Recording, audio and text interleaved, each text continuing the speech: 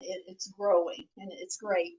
And Erin has a book coming out in October, and she'll be the featured reader then. And then we meet every single Monday, the first Monday of the week. We didn't produce first time. Excuse me, the month. Except this time there's 4th of July, so we bumped it up. So, I'm also standing up here to plug the journal I'm editor of, UnderTheSunOnline.com, and Heidi was editor of for 20 plus years and read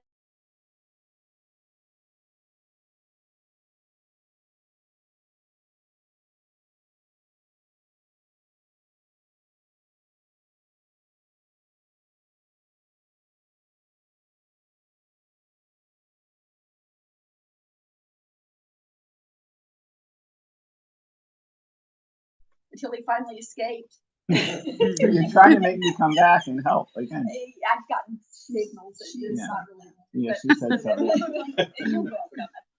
$500 contest for creative nonfiction going on this month. You have to pay $15 to submit by submittable, but you will get $15 worth of feedback even if you don't win. We're good at that. So I'll pass around flyers on that. Also, I'm going to pass around flyers on Ralph Bowden's Novel Factory. Ralph has written many novels. I love his work. He's so intelligent, and so I'm just glad you're all here. And some of you are going to read open mic. I've got the list here. If anybody else decides they want to, just signal to me, and I'll pass it over to you. And we'll. But our main featured person tonight is Andrew Smith.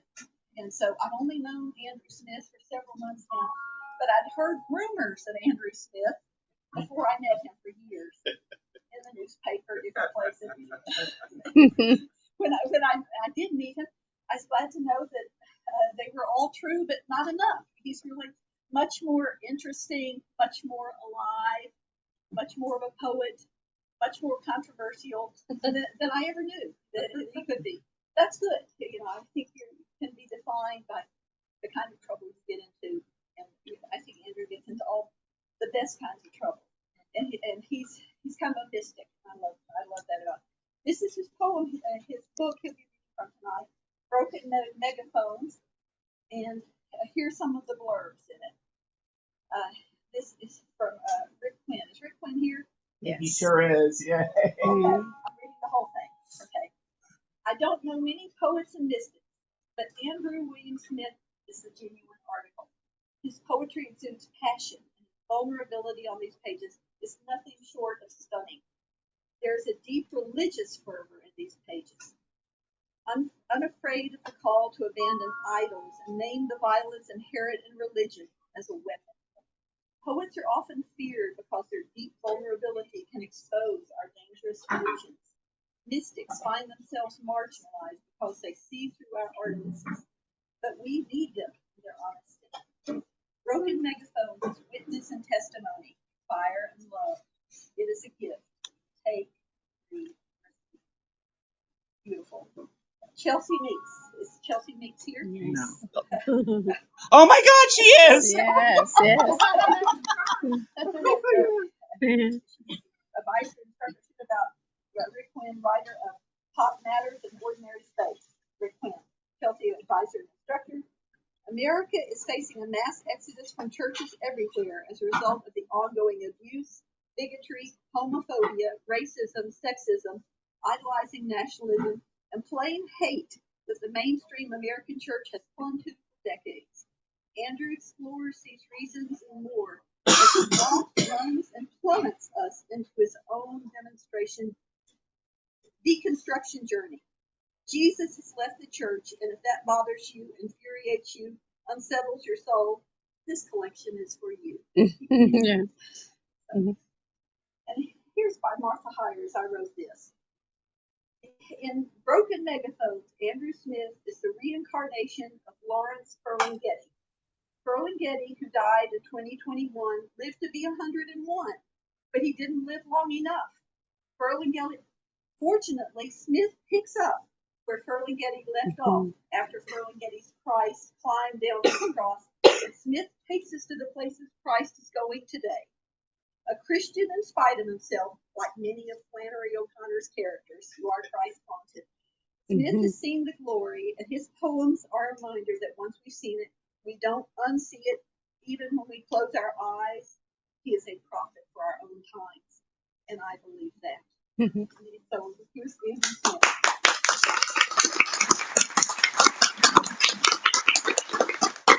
Wow, that was so exciting. And thank you all so much for coming. We've got people in the wings. Every chair is being used. And it was a bit of being seen and feeling seen when Ann and Martha together christened me the Ferlinghetti of Cookville, an honor I've been chasing my entire life. I didn't even know I was chasing it. And then just tonight out on the sidewalk, we were waiting for Lisa to get here.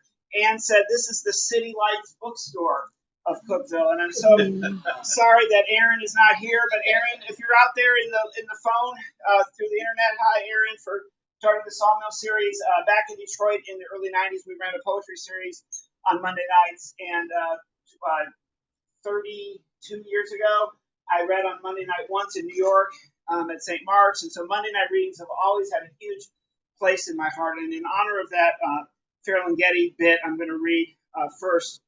Christ Climbed Down. It's on page 82 if anybody has their book. And if you haven't got one yet, you can sneak up and whisper to her, and she'll sell you one while I'm going through this or afterwards, and I'll sign it for you. So, Christ climbed down. Christ climbed down from that lynching tree, and this season he never ate in the upper room because that was on Zoom. Christ climbed down to walk away from atonement theories that nobody understands. Christ climbed down to tell the preacher to stop hating on sex all the time. Christ climbed down to tell the poet to stop making free verse that rhymes. Christ climbed down from that electric chair and never cut his hair. Christ climbed down again, like Lawrence Ferlinghetti said, to remind us to banish all the liars from inside your head. Christ climbed down from every Christmas tree. Christ climbed down from every Easter testimony. Christ climbed down to march with Black Lives Matter. Christ climbed down to dance with Lil Nas X. Christ climbed down to steal a car from Joel Osteen.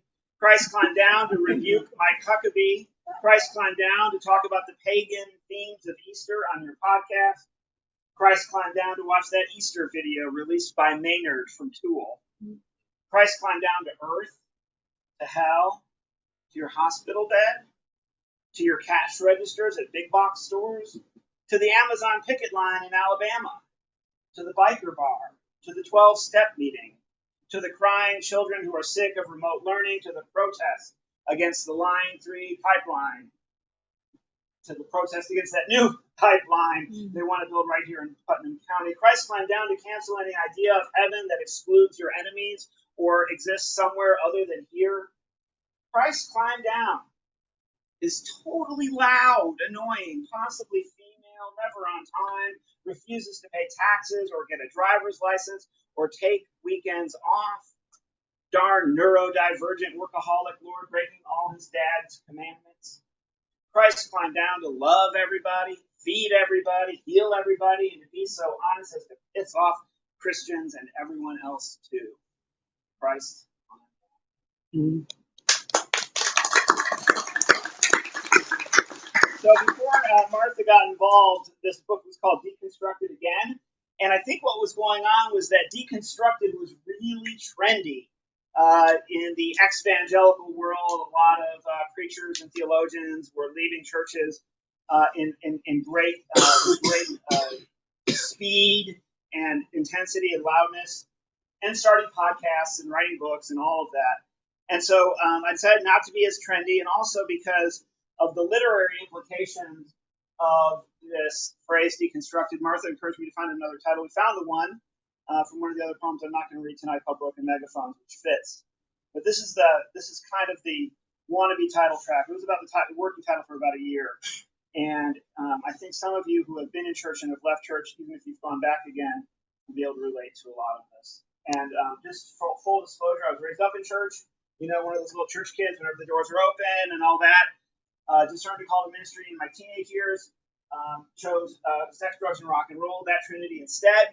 Stayed out of church for 20 years, came back when I got sober, and then have been sort of on the fringes for the last 3 years, which is this book, these last 3 years. I didn't mean to get deconstructed again. I was already deconstructed back when? Back in the late 80s, early 90s. That's when a postmodern primitive was dancing with Pan. I didn't mean to get deconstructed again after I rode deconstruction into debauchery and drunkenness until I blacked out blind, even at Dylan, Springsteen, and the Jackets. After all those years, I was fine to be reconstructed, resurrected, redeemed, however you want to call it. I was here for Jesus on a t-shirt, for the cake and the cookies and the punch at the reception. I didn't mean to get deconstructed again. I didn't give at the office or on Sunday morning.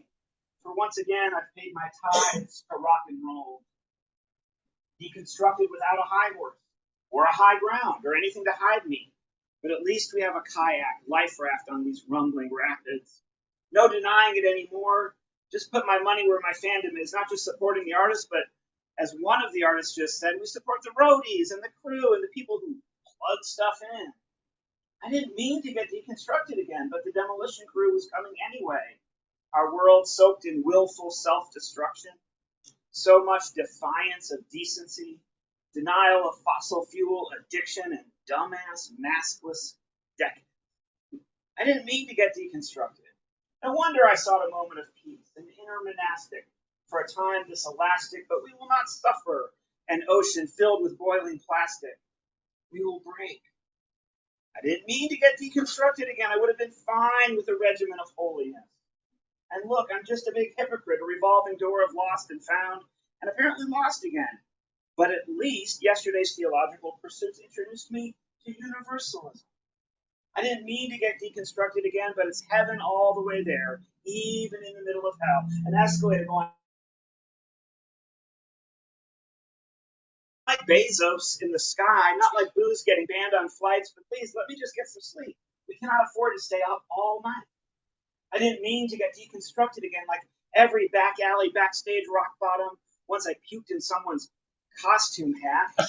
But when I listened to my quiet Mark was there. When I listened to my sober dudes like Jeff, like Jason, like Trey, we'll definitely make it just one more day. I didn't mean to get deconstructed again or get in touch with that radical past, more clear-eyed though this time. But I didn't always make it to yoga class. My reading list is too varied and too long. My practice of my values too inconsistent. I didn't mean to get deconstructed again, and while I may be leaving a religion, I am still prone to preach the pesky blood of the Lamb with another lesson to teach about solidarity with those that are suffering, about no quarter for the super rich.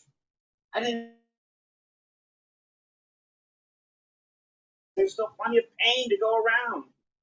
And I got deconstructed when I got in trouble on the front page to cast my lot again, not just with the marginalized, but in the sanctuary of the criminalized on the other side of the bricks.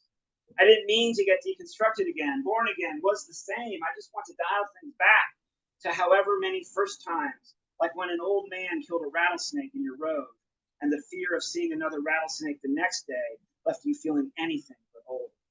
I didn't mean to get deconstructed again when the amplifier stacks were breathing purple peace signs raining from the sky. Jimi Hendrix and Jefferson Airplane suddenly made sense. Every question was answered with another question.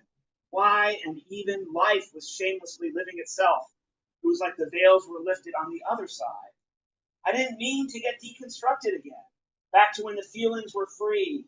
Crawl back to start with scabs on these deconstructed knees. Delete some more files. Unplug other devices. Reboot without apology. Desperate for another analogy. I didn't mean to get deconstructed again.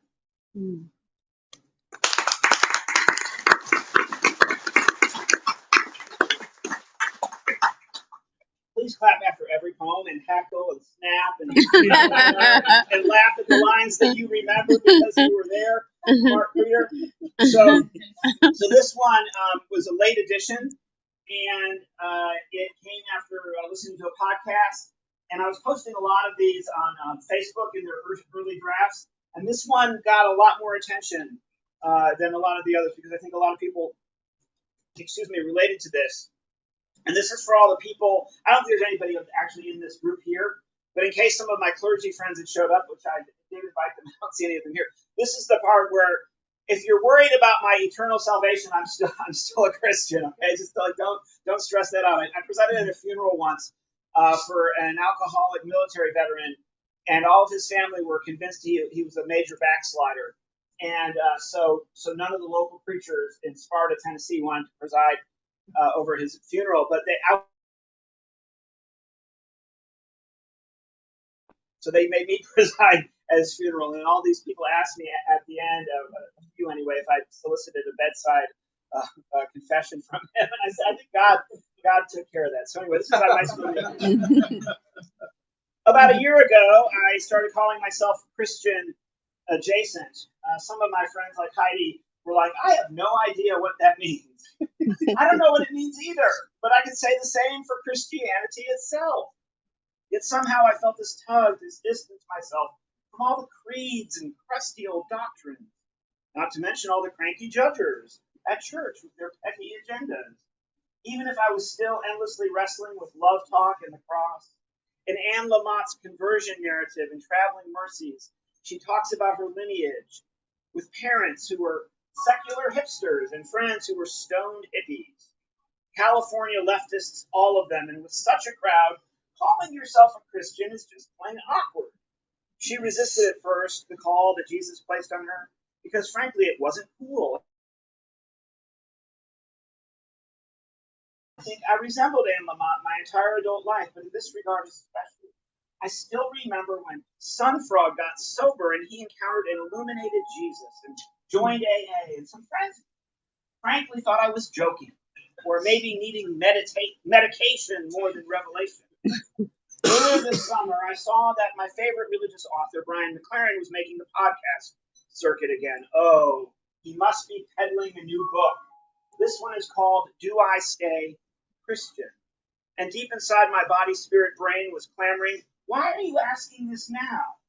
I already deconstructed. Didn't you read my blog? I already left religion, sort of, and a second time.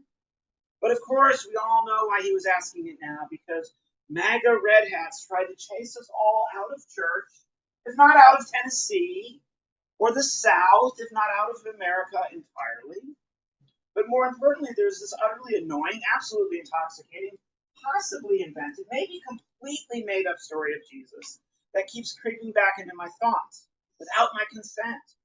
Come on now, you might know what I am talking about. The Holy Spirit has no boundaries or respect for my agnostic side, prefers not to take no for an answer when you already said yes 100 times before. So here we are in my monthly, weekly, daily, midlife existential crisis where I admit the god-awful truth that I cannot live with church and I cannot live without it. And besides, you may think I'm a backsliding heretic, but who ever heard of anyone being unbaptized? I cannot live without God, even if I tried, yes, because God is as real as life itself. And like Ashley Cleveland saying, I need Jesus and there's more.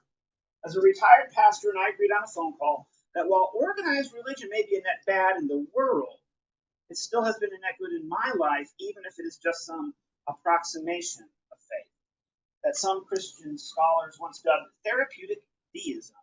And I frankly prefer some framework of the divine in my life rather than not, because the religion of my lineage and of my youth feels radically more authentic than any of the delicious alternatives that I have explored. And frankly, perhaps I understand what some studies say, quote, participating in spiritual practices may be a protective factor for a range of health and well-being outcomes. I have to admit, not just my genuine interest in spirituality, but that Christianity at the core of my being speaks in the voice of Jesus, in the voice of Scripture, in the voice of protesters, in the broken bread or juice or wine, or even in the voice of the radical theologians who have come before me. And I have to admit, I love the brimming yumminess of the Whitmanian multitudes spilling over the edges of our existence, so I can include Buddha and Lao Tzu and tree spirits, fairies and unicorns and the Force and tarot cards and the I Ching and sacred Mama Earth and mutual aid and anarchy and my beloved Unitarian Universalism, even as I walk this undeniably Jesus path with all its consequences and crosses and enemy love. So like the shock of that first cup of coffee before the first light of dawn, I admit it this morning that I might still be a Christian.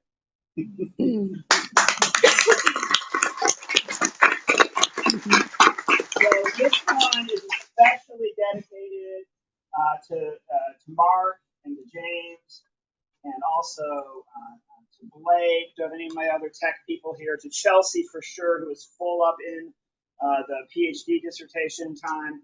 This was in grad school in the 90s. I read Paulo Freire, Pedagogy of the Oppressed, and I said, I can be a teacher because of these things that he taught me. And then slowly, as I became successful and tenured in in case you never read Paulo Freire, the poem begins with an epigram. Some of the later poems in my list here are a lot shorter. I'm looking at the time. What time did we actually start, Martha? Do you know what time? Okay, all right. I'm gonna read through these. But anyway, the Freire Dare. This is another long one. Then after this, I think they start to get a little bit shorter. This was about teaching. Education either functions as an instrument which is used to facilitate integration of the younger generation into the logic of the present system and bring about conformity, or it becomes a practice of freedom, the means by which men and women deal critically and creatively with reality and discover how to participate in the transformation of the world. That's Paulo.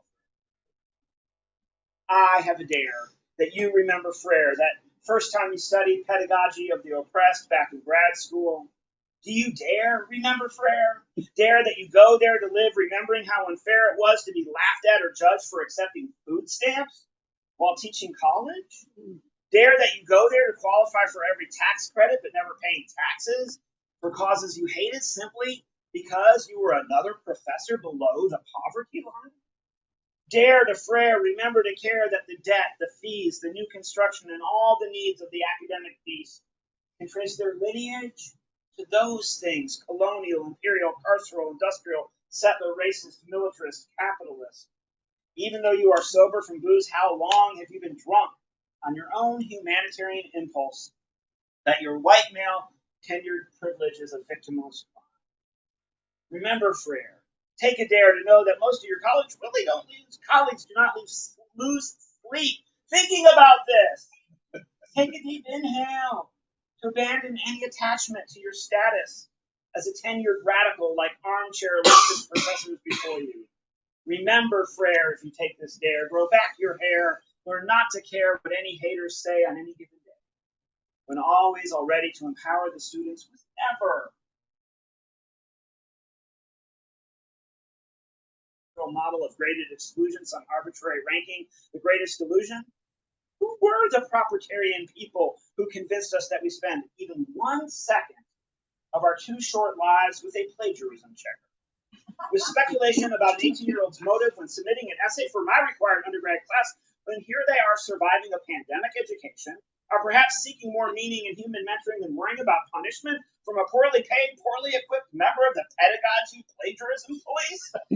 Let me just throw plagiarism on that fire or on the compost heap. Throw it out with the pretensions of academic freedom and the idea that we need face-to-face conferences in corporate hotels, flying on corporate airlines, polluting this dying planet to present a paper about ecology or theology to 10 people sipping bad coffee out of disposable cups or chugging bottled water from a plastic chalice that is killing the ocean. Let us throw all that away. And all the used copies of the MLA manual and the hard race handbook. Let me just toss them all on the bonfires of our endless arrogance and hypocrisy. Remember, Freire, do you dare or will you ever care that the subjects you teach by necessity always include their own obsolescence in the red-hot passion of real poetry and real revolution? So get off your tenured high horse. Sure, this may be a form of so-called livelihood, but teaching was never your life. If you remember your Freire and your bell hooks and your Vanishim and your crime thing too, it was never about a career, never about you. Now that you remember all this, stop your crying, whining. For we have a world on fire. Species are committing mass suicide, not to mention homicide and ecocide on an unimaginable scale. So if from this job you bail, there's more work for the people to do than saving your ego or pride. And now remember in your bones that over 4 decades of your engagement drugs, from booze to theology to well-paying jobs to self-medicate your healthy outrage at the horrible moral cost of being an American, a white person. And if some racist internet troll or local fascist talking on Facebook and speculation about your morals or motivations is the consequence of cutting ties with peace for the sake of peace when there is no peace, so be it. But that university you ever tried to love, this university or that university, has never had a real function but to uphold the society. From slaveholders to prison builders to war makers to body haters to money makers to land takers and religious fakers. Do you dare remember your prayer that when you won't care what happens with this complaint or the job, which was never more than a temporary coat of paint like some aesthetic makeover and cheap deodorant to cover up the rusty, dirty, ugly, smelly, multicolored reality of life bursting from within at the wondrous imaginal scene? That you got away with did. Brilliant.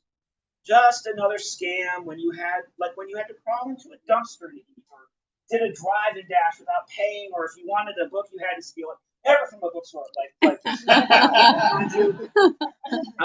now you can afford to pay for them. Please don't kid yourself. Wages are not remuneration, but the language of transaction and inaction, exploitation and domination.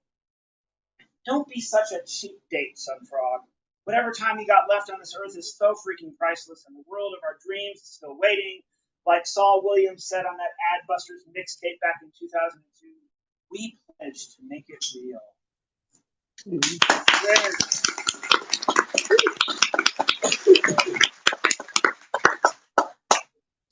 So when I was going on this journey, like a bit of a yo-yo pendulum, one of the crowds that you get is spiritual but not religious. And my friends in the church all joke, and they were like, "No, I'm religious, not spiritual." So you've probably heard about your personal God. So I decided to write a poem about the impersonal God, kind of a rejection of the idea of personal God. It's called Personal God. So that personal God, or is it God, has not been working out for you. Because some have turned it into a genie or a gadget, a magic 8-ball charm bracelet, spiritual commodity.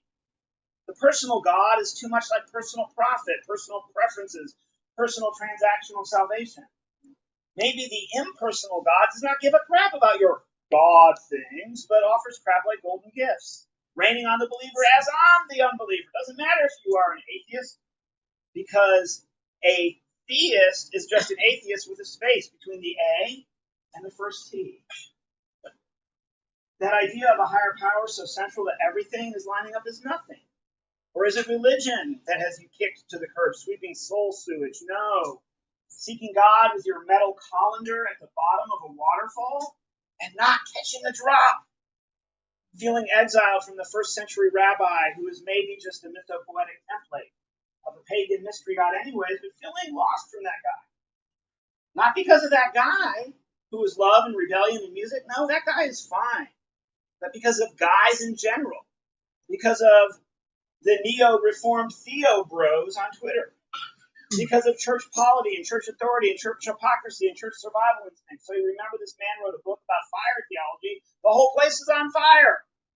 I don't want to read that book again, but the earth is on fire. And the only way to save us is to leave the planet. Or to engineer the atmosphere? Not a bucket of water big enough to drown all of our collective anxiety, massive sorrow, unprocessed grief, to so much godly arrogance or greed. So you remember this one theologian. Okay, damn, but you are still talking about theologians. But he talked about the ground of all being, like the interconnected rhizosphere beneath us. Like you saw that lattice of light in a vision, that net of light, of dark and sky and dirt. Like nothing you know, and everything you have ever known. Like each tree you hug and every hike you have ever taken. Like all the creatures, even frogs and lizards and snakes. Like the green movie creature said, life, its energy surrounds us. Luminous beings are we, not this crude matter. You must unlearn what you have learned. Thich Nhat Hanh taught us about interbeing, and just like that, we are interrelated, interconnected, interspiritual. So I have spent so many words chasing people and principles to be downed and drowned by impersonal principality. Forgetting to see that even within all that hot mess, we are part of it. Never quite escaping the endless, glorious, beautiful, stupid, terrible tragedy of it, because with its fantastic, hopeful, unlearning, learning with this spacious, empty, longing, winding, endless path with that bicycle basket of a journey, inside and out. Mm.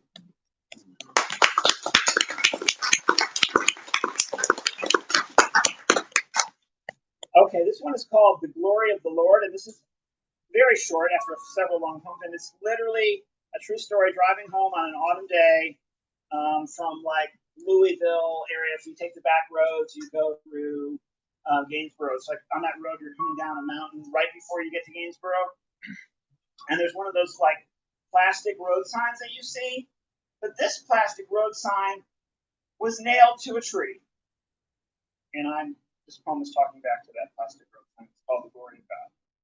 I'm sorry, The Glory of the Lord. Flying on the slick, hilly roads in a silver Prius, we are shocked to bliss by the misty beauty of fall. Bold oranges and muted browns, brilliant reds or screaming yellows, the shower of death is glorious color. Everywhere the evidence of the living, dying, cosmic God of the long time, longer than forever, old as dirt, holy.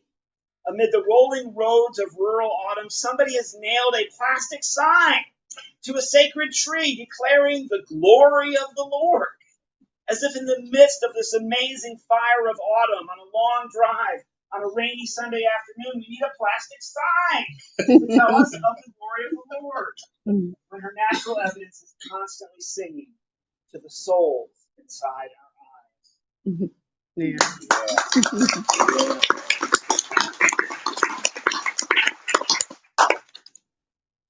So there's this aspect of being a perpetual seeker that it's everything and nothing all the time, and you can't ever pin it down. Well, this poem's about still not being able to pin it down.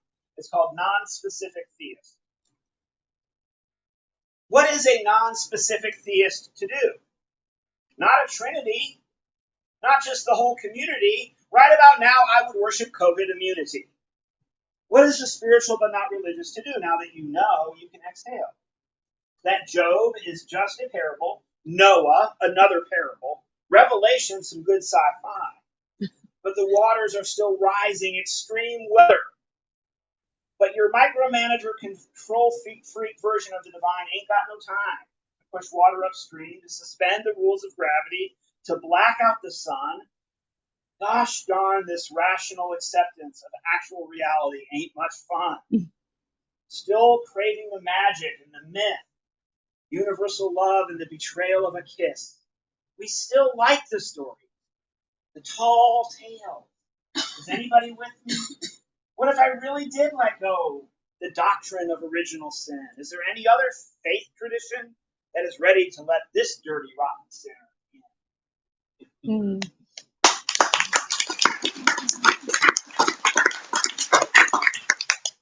All right, this is for my 12-steppers and for anybody in research who might one day be a 12-stepper. I wrote this on my soberversary a couple years ago.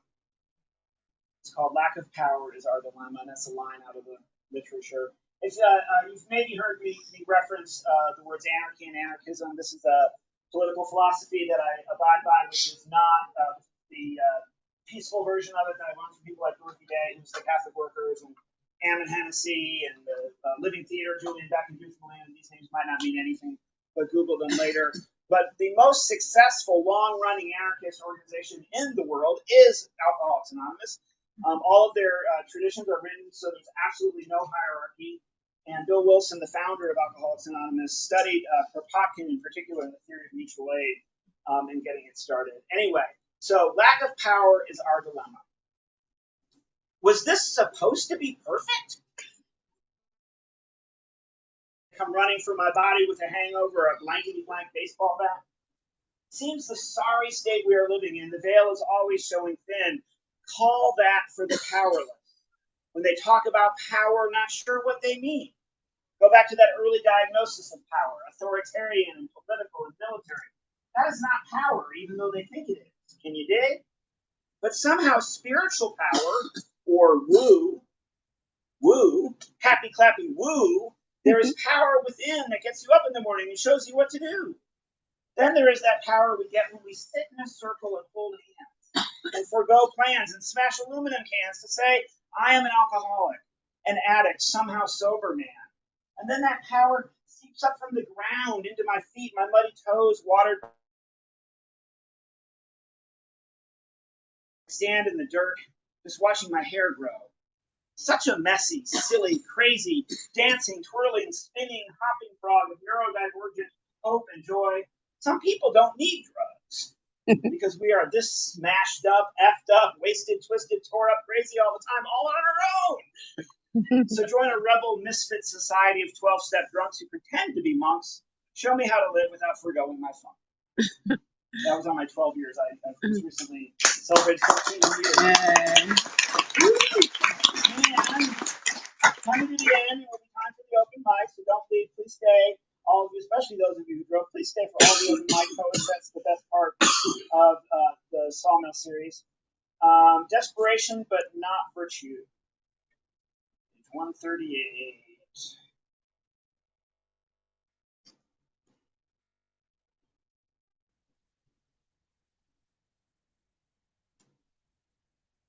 We come to spirituality from desperation, not virtue. I heard the speaker say, or something like that. My journey back to church started from that holy hunger of pure desperation and the rock-bottom drunk crawling back home. But then home was too easy for the prodigal, crawling from the mud to the pedestal. And then, like nothing, I got addicted to virtue, to the word teacher. If I am honest, I got addicted to the robes and the stoles and the credentials, the privileges and honor to preside at the table or at the grave, shoveling dirt on the coffin, looking at my boots on the ground to make sure that I am still connected to my body, because the life of the preacher was always too surreal for my gathered files and piles and knickknacks of suddenly too nice. But let me be honest, that virtue never fit. The robes and stoles aside, I was always more prostrate visions than professional vestments. But now I'm also addicted to the way my hands felt, gripping that old wooden pulpit, looking at the light cascading in the window or through the crack in the epic doors of that old stone church by the river. But for me, it was not meant to be. It was not meant to last, because the more I nuzzled to virtue, the more I muzzled spirit. I knew then that others were not living up to what we said, what we meant, what we said we stood for, what we said we were doing. In the latter confessions, in the latter proclamations of the last several General Assemblies. So when I think back through those fading memories, my future was already falling apart, because the addiction to status started me lying, or at least leaving out parts that I know I should say. So I'm not sorry for the way I spoke up. They got me out the door. But for not speaking up sooner, for Black and trans and queer siblings, for the unmarried and unsure, and yes, for heretics like me. I only regret that an addiction to virtue over desperation tricked me into thinking that those boots were more than dirty sandals on the dirty feet of a broken man who still needs that gentle Jesus to wash those feet, to forget my sins, to hold my sore, swollen hand. Yeah. We made it to the end. Thank you all so much. It was so satisfying to see all of your smiling faces, and especially to my three editors and blurbers, Chelsea and Rick, midwifed this book from the beginning, and then Martha joined the fun. Thank you to the proprietors of this wonderful bookshop, the City Lights, Dave and Lisa, the City Lights of Cookville, and to Jeannie, who's been with me through thick and thin. Once Erin Hooper settled on that this was going to be the thing for this month, she's traveling. In an email with Lisa, I said something along the lines of, these poems are very heavy. They were very, very heavy on my heart, the circumstances that led to these poems, but my heart is so much lighter having been able to say them to all of you in this book and tonight. This is a very joyful poem, and in case you thought it could get any more woo, this is the happy going out, exit song, and it's trying to checklist. It's a list poem. I love list poems. If you look up in poetry writing style guides, they tell you how to write a list poem. It's still a list poem, and I'm just kind of name checking all the groovy tenets of spirituality that have inspired me. And of course, as you notice, Yoda showed up in the earlier poem, Harrison Ford, Han Solo, Star Wars.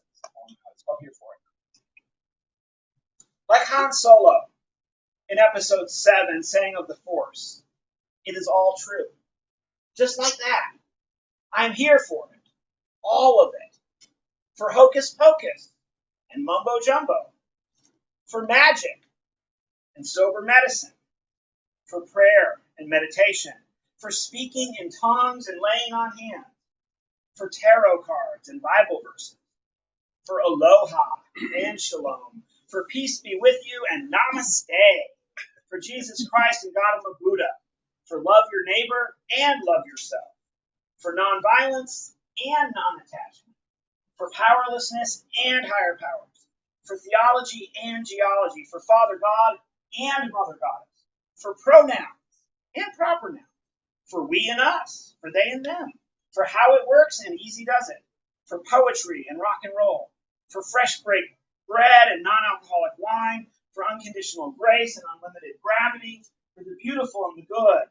For the mythopoetic and the liturgical.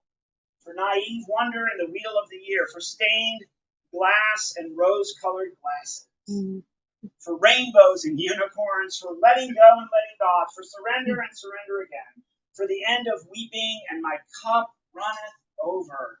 And if I'm honest, I'm also here for desperation and despair, for delusion and dry spells, but sometimes I can't write poetry about these. I am here for the scabs on my knees, for crawling and praying to satisfy our human needs.